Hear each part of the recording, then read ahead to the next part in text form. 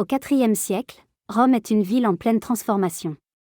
L'Empire romain évolue et le christianisme devient progressivement une force spirituelle majeure.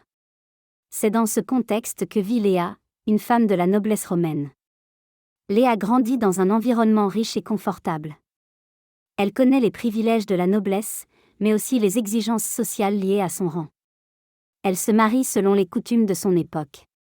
Sa vie semble tracée, entre responsabilité sociale et vie familiale. Mais après la mort de son mari, tout change.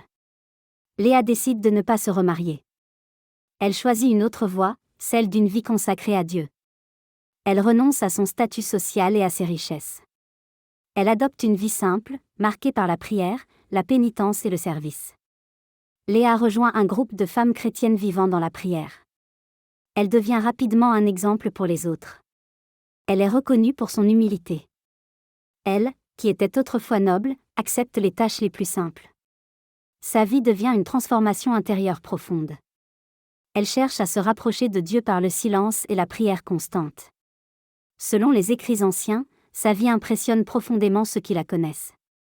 Elle devient un modèle de conversion et d'humilité. Léa meurt vers l'année 384.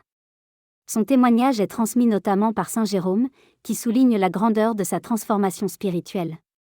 Aujourd'hui encore, sainte Léa rappelle que la vraie grandeur ne se trouve pas dans les richesses, mais dans l'humilité et la foi.